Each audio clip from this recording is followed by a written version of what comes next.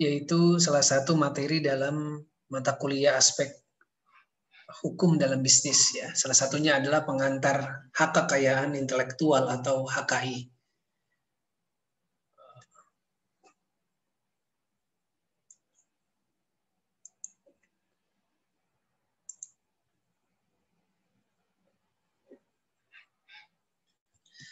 HKI itu adalah hak kekayaan intelektual atau yang kita sering sebut sebagai haki.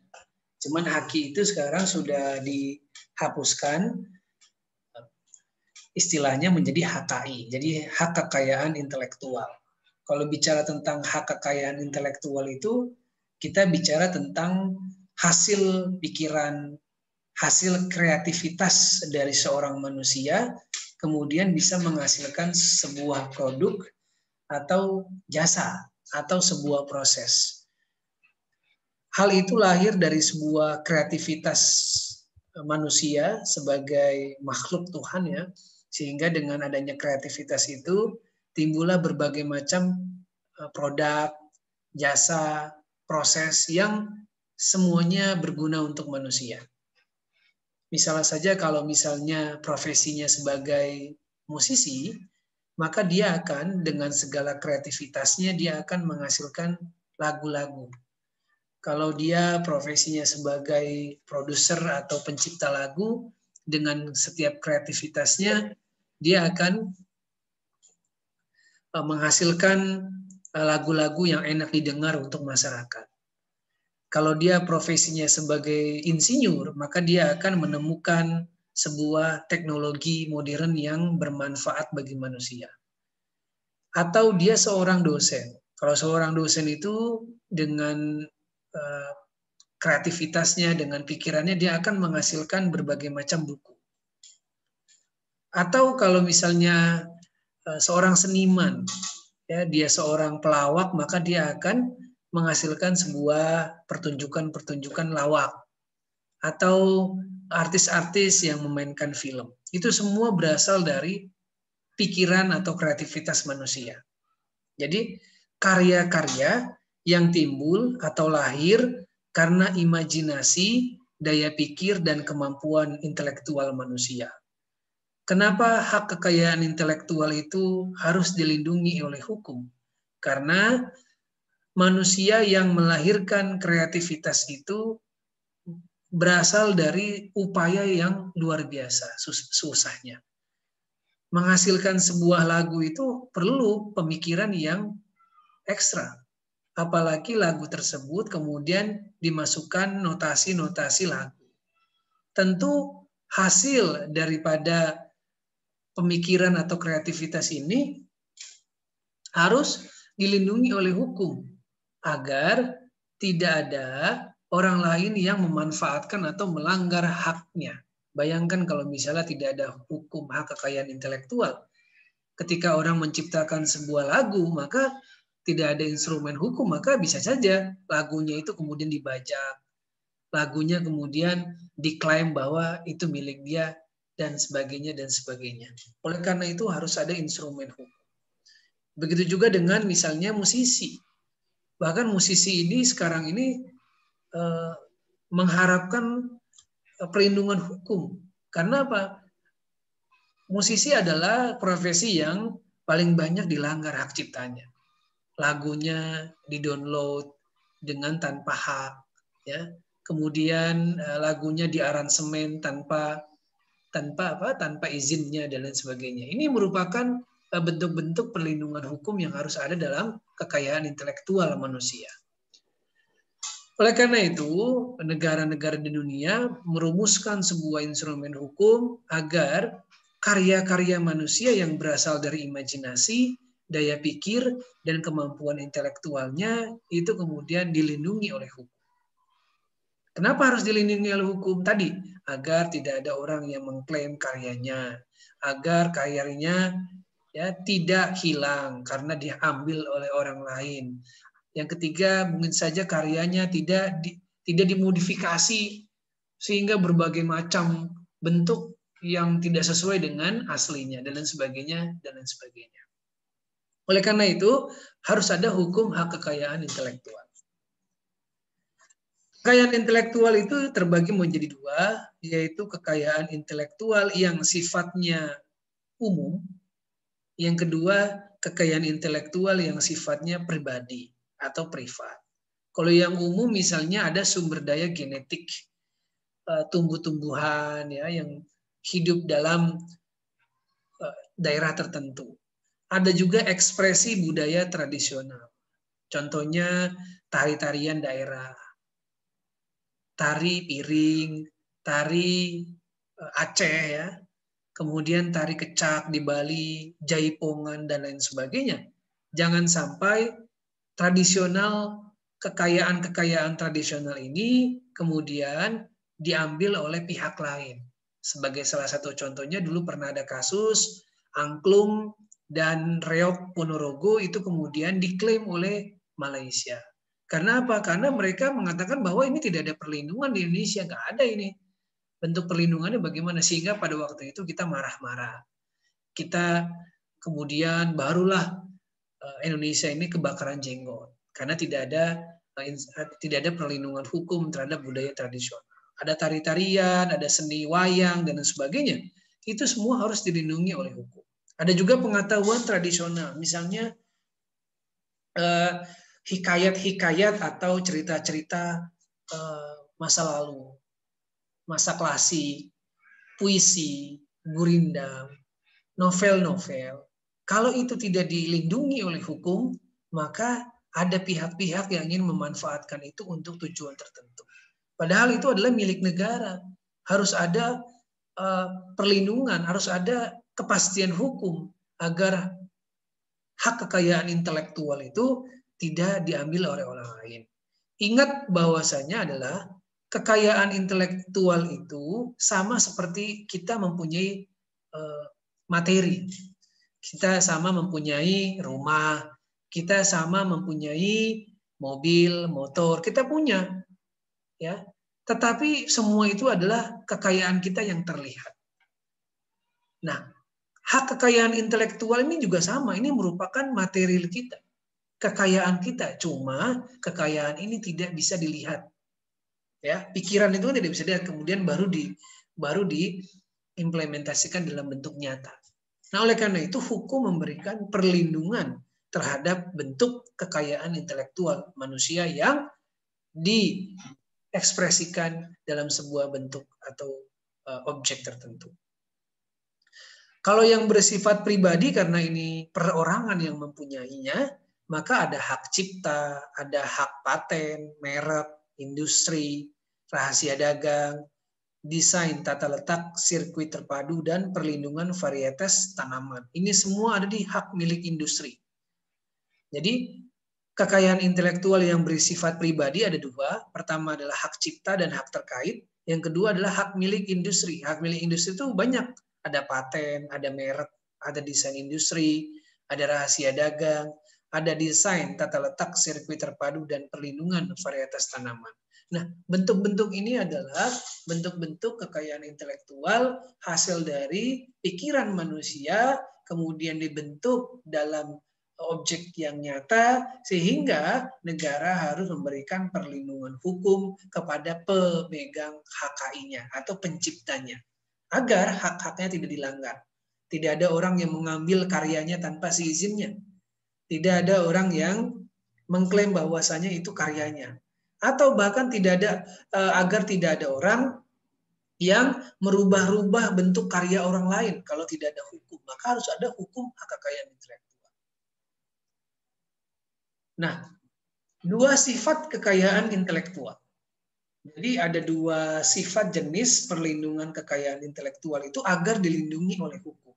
Pertama, sistemnya adalah deklaratif.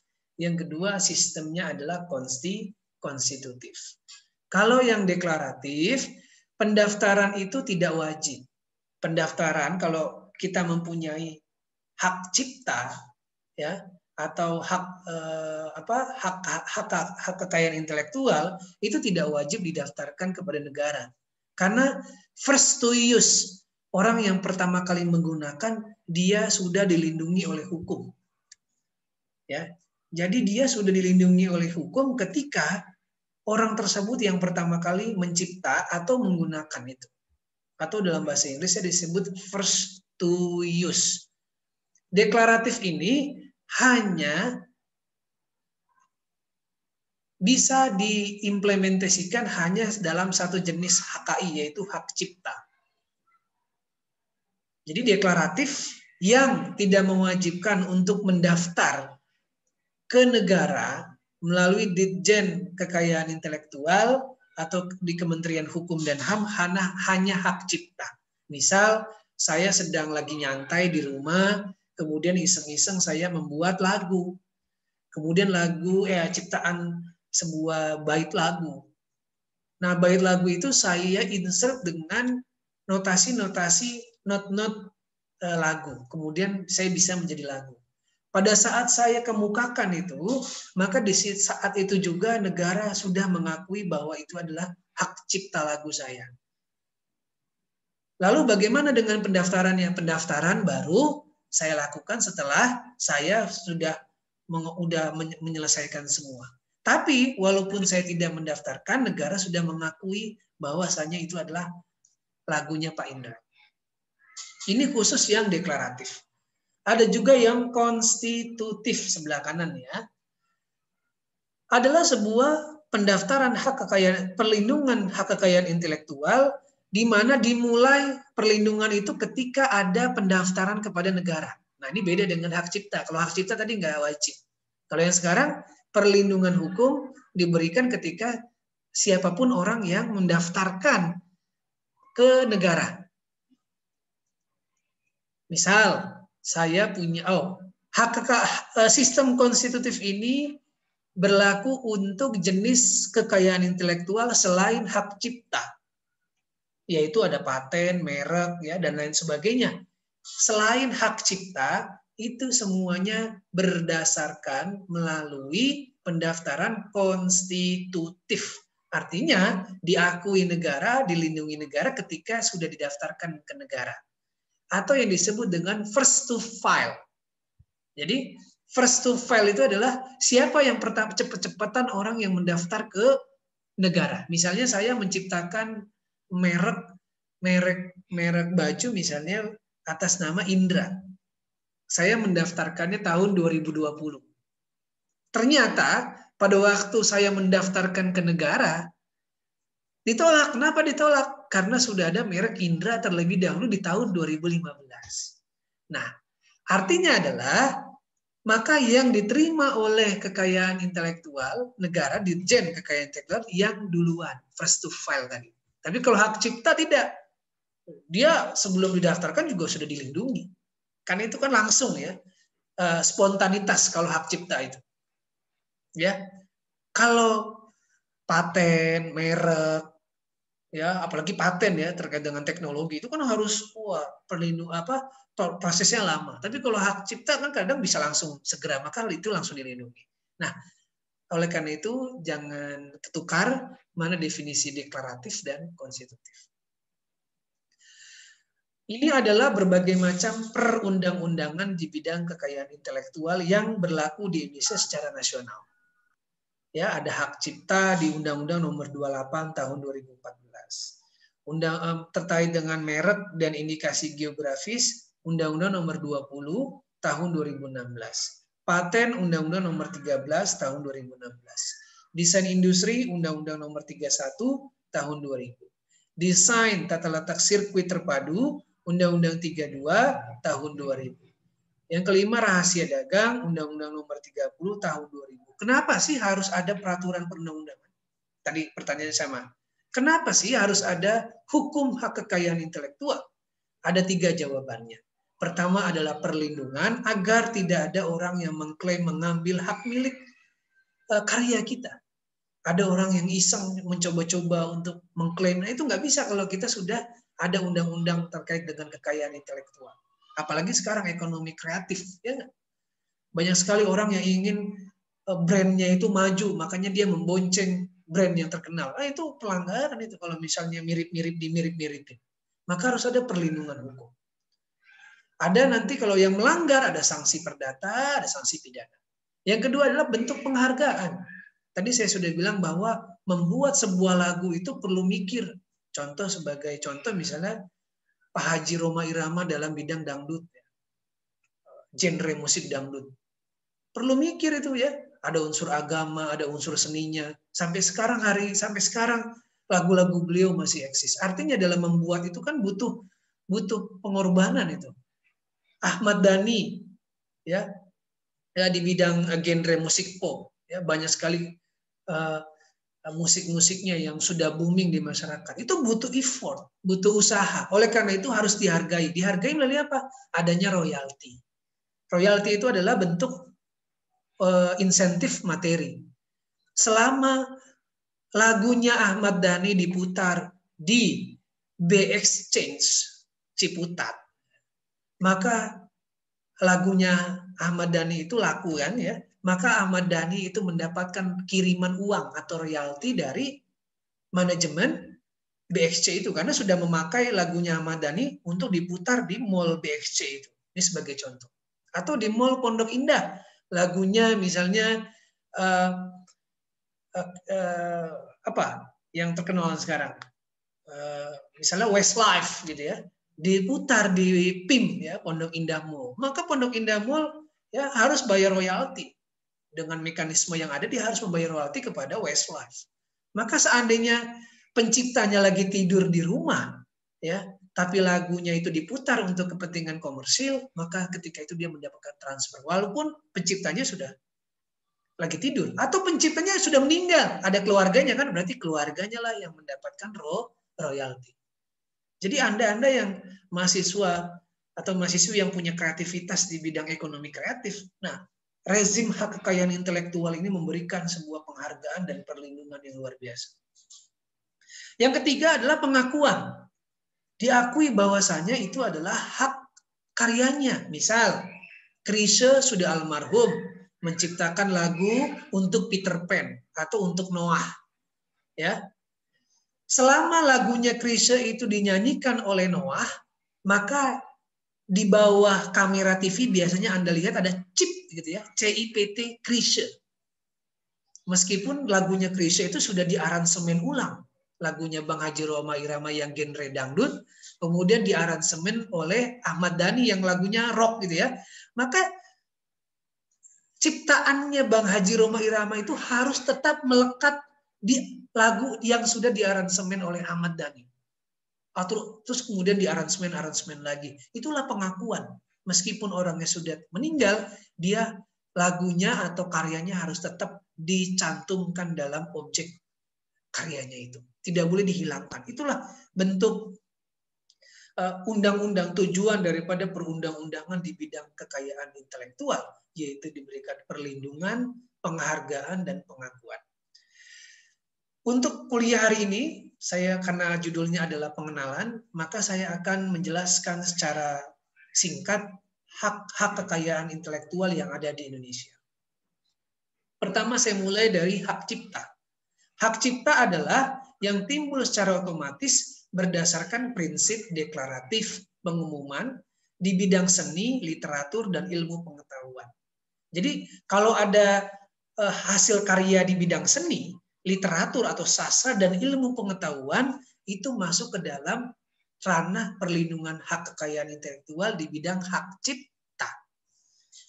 Ya, musik. Nah ini saya ada lagi nih, buku, drama, kuliah, lagu, musik, drama, karya seni, kemudian arsitektur, lukisan, seni pahat, kaligrafi, patung, gitu ya, peta, potret, program video game, program komputer, terjemahan, tafsir, adaptasi, gitu ya. Itu semua dilindungi oleh rezimnya hak undang-undang hak cipta.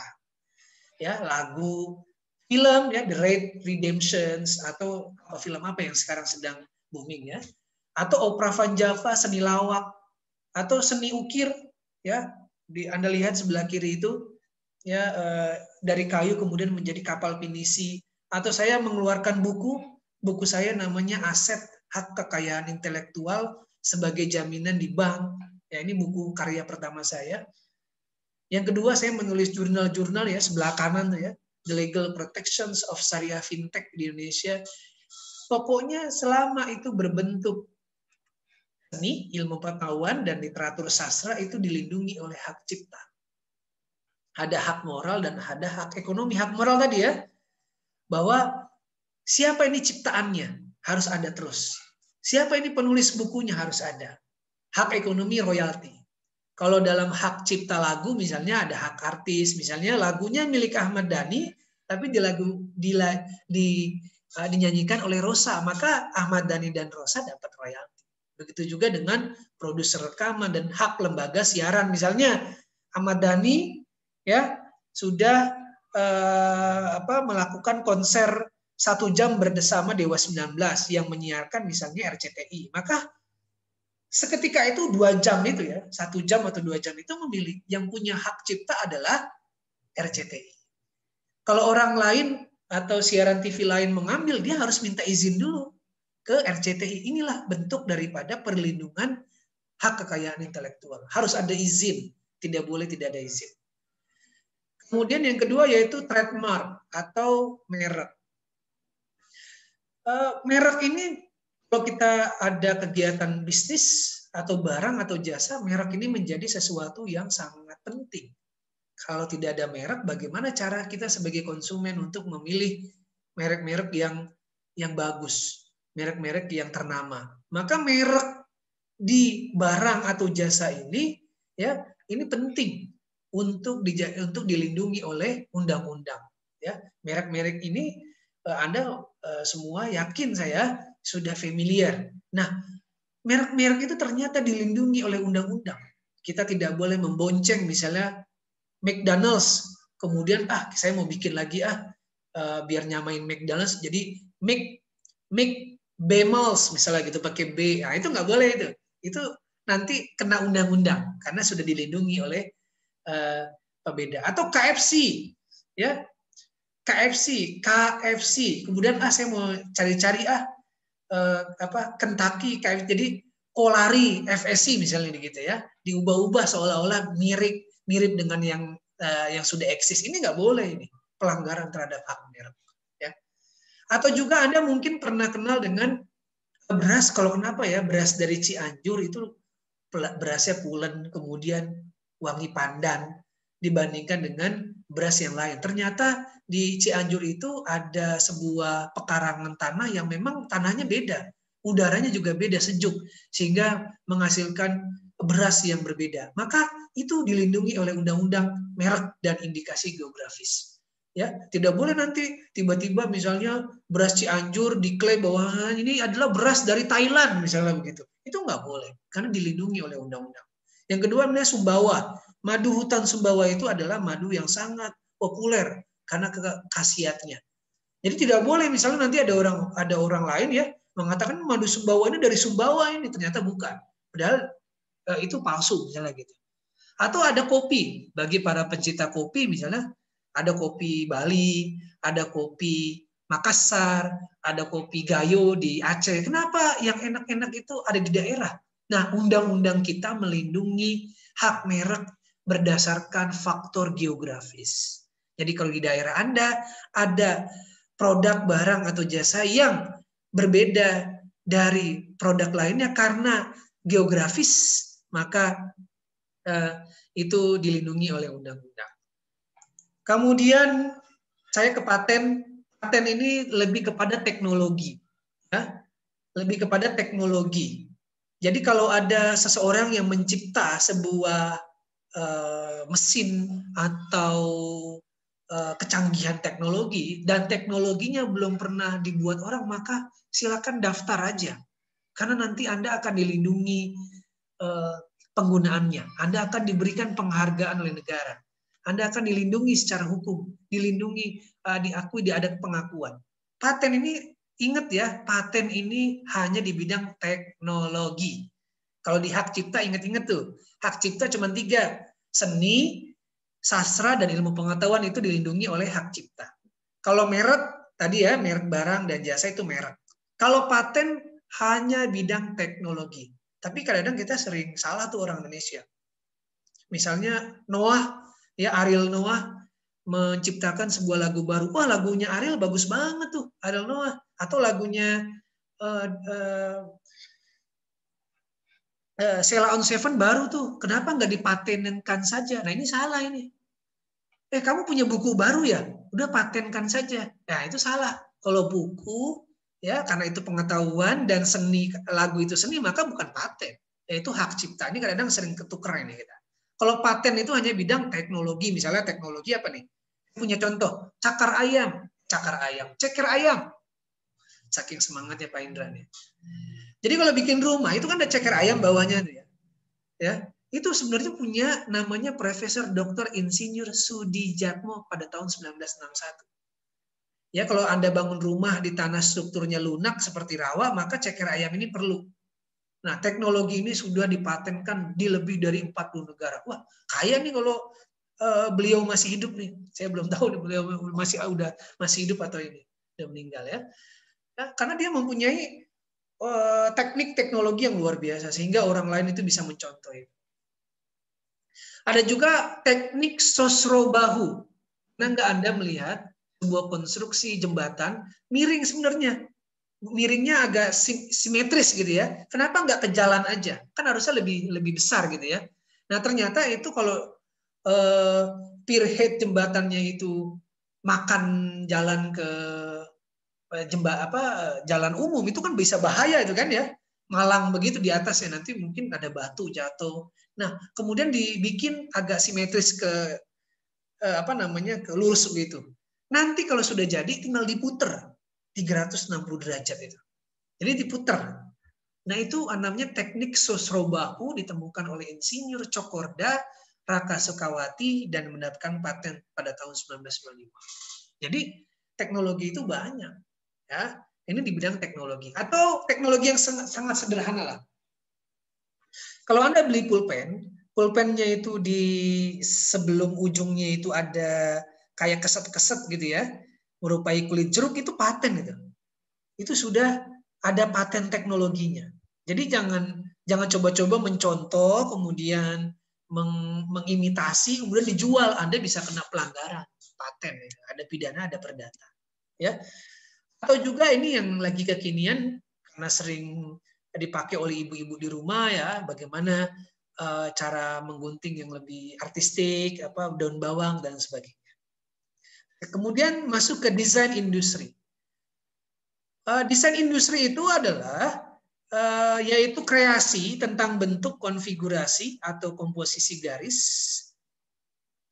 ya, atau gabungan yang berbentuk 3 dimensi atau 2 dimensi, dipakai untuk menghasilkan suatu produk, barang, komoditas, industri atau kerajinan tangan. Jadi melihat dari sisi artistiknya, ya. Misalnya gini nih ya, mobil ya, bukan teknologinya tapi bodinya, artistiknya. Kalau zaman dulu kan kayaknya kelihatan jadul banget. Nah, sekarang yang zaman sekarang tuh lebih futuristik gitu ya. Strippingnya atau motor sekarang tuh kan kalau Honda, Yamaha mengeluarkan produk baru pakai strippingnya itu beda-beda terus, kadang merah, kadang oranye. Itu namanya desain industri, ya. Termasuk desain industri tadi, ya. Apapun, misal motor ini lebih bagus, ya, lebih ramping, ya, mobil-mobil sekarang itu lebih eye catching lah, itu desain industri. Atau handphone sekarang lebih kecil, ya, lebih pipi, ya. Kalau dulu kan gede-gede banget, ya. Desain industri semakin kekini maka semakin banyak desain industri yang futuristik, yang simple. Nah, itu dilindungi oleh undang-undang kekayaan intelektual atau undang-undang desain industri. Atau ceret. Nah, ceret ini bisa beda-beda nih. Ceret ya, atau bentuk kain ya, bentuk kain. Ceret itu kan sebenarnya gagangnya itu kan nggak harus begitu ya. Bisa kotak, bisa persegi panjang, tapi dibentuk sedemikian rupa agar kelihatannya cantik gitu. Atau bangku nih. Ini bangku ini sering Anda lihat ini di fakultas ini. Sering Anda duduki sebenarnya. Atau Anda lagi ke apotik misalnya. Nah, bangku itu ternyata desain industrinya sudah dibuat oleh namanya Rodney Kinsman dan sudah didaftarkan di Inggris, Australia, Benelux, Jerman, Italia, Jepang, Amerika Serikat. Wah, luar biasa nih ya. Padahal cuma begini doang nih. Ya, kalau bangku sebenarnya kan bangku aja biasa, tapi amatnya dibuat bangku begini ya, ada artistiknya gitu. Ada sedikit eye catching lah. Nah, desain industri itu juga dilindungi oleh undang-undang. Banyak ya bicara tentang hukum, ternyata banyak sekali perlindungan itu. Kemudian trade secret, rahasia dagang. Rahasia dagang ini adalah informasi yang tidak diketahui oleh umum di bidang teknologi dan atau bisnis, mempunyai nilai ekonomi karena berguna dalam kegiatan usaha. Saya ingin mencontohkan misalnya contoh rahasia dagang ini misalnya minuman cola ya. Minuman cola itu ada berbagai macam merek itu, ada Coca-Cola, ada Pepsi, ada Bicola, ada Cola-Cola malahan. Nah, pasti rasanya beda. Percaya deh sama saya. Paling enak menurut Pak Indra, ya bukannya saya promosi ya, nanti di-endorse lagi Pak Indra dibilangnya. Menurut saya yang paling enak itu merek Coca-Cola. Tapi mungkin Anda, Pak, mungkin yang paling enak itu Pepsi, yaitu soal selera. Tapi kenapa rasanya itu bisa beda-beda? Padahal satu jenis minuman cola.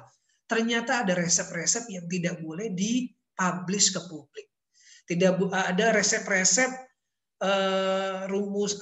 resep-resep dalam minuman itu tidak boleh keluar, ya, dirahasiakan. Atau juga misalnya kenapa fried chicken merek ini lebih enak daripada merek yang lain. Ada KFC, ada McDonald's, ada Wendy's, ada AW gitu ya. Kenapa merek satu ini lebih enak? Ternyata bumbunya itu nggak dikasih tahu. Nah, ini kan kalau misalnya dikasih tahu nanti tidak ada persaingan.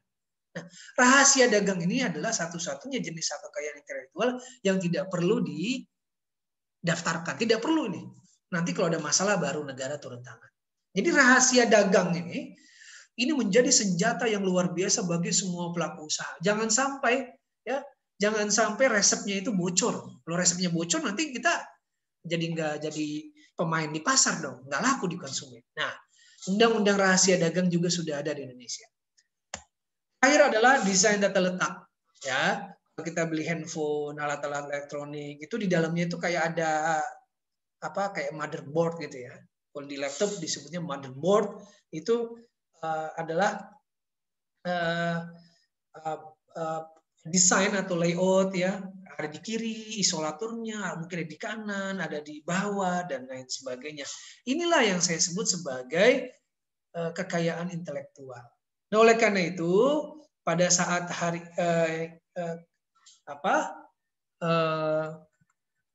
mata kuliah ini terkait dengan pengenalan terkait dengan kekayaan intelektual. Artinya negara memberikan perlindungan terhadap semua hak kekayaan intelektual yang dibuat oleh manusia.